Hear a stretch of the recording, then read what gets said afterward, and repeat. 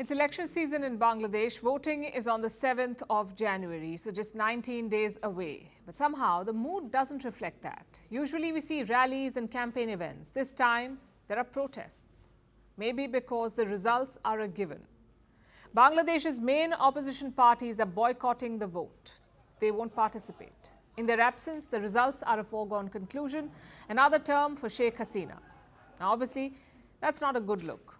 You want opposition parties to take part, you want the field to be crowded, only then will the elections appear legitimate.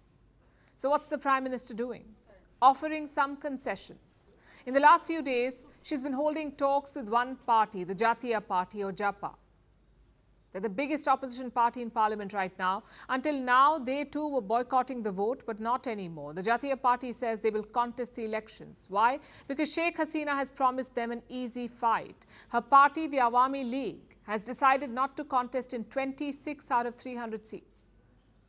So no fear of rigging. No fear of a tough fight. It's a great chance for the opposition to make some gains, and the Jatiya Party has agreed. But will that legitimize the elections? It's a tough ask. You see, 14 parties are boycotting the vote. That includes the main opposition party, the BNP, or the Bangladesh Nationalist Party, BNP. Thousands of their supporters have been holding protests. Many top leaders have been arrested. Even today, the BNP Secretary General was arrested in Dhaka. So was a standing committee member.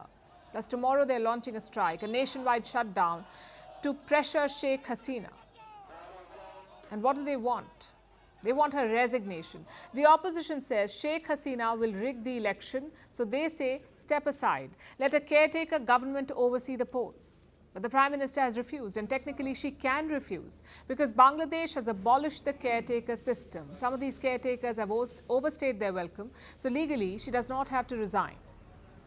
Of course, the flip side is this. An election without the opposition, that's what she gets. It could lead to two problems. Number one, criticism from Western countries. Both the US and Europe are calling for free and fair elections. In fact, Washington has been openly meddling in Bangladesh. Now, Dhaka can ignore this criticism. That's what Russia and China are asking it to do, ignore them. But here's the problem. The US and Europe are major markets. Most of Bangladesh's garments are exported there.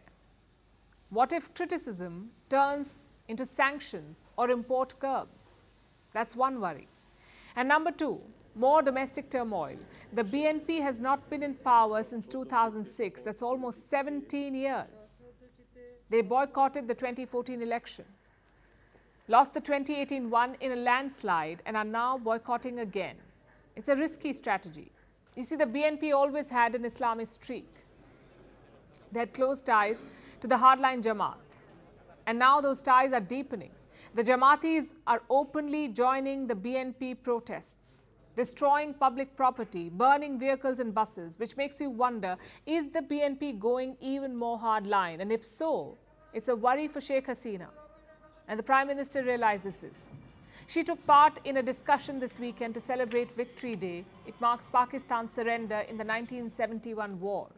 And in that discussion, she had a message for the opposition. Listen to what she said. I'm quoting, "It is not possible to win the hearts of people through arson, terrorism, and killing. They should know this, and they should act accordingly." So Sheikh Hasina faces two kinds of pressure, both internal and external. She's tried to limit the damage by offering some concessions, but it could be too little too late because the opposition has already chosen the path of brinkmanship and violence.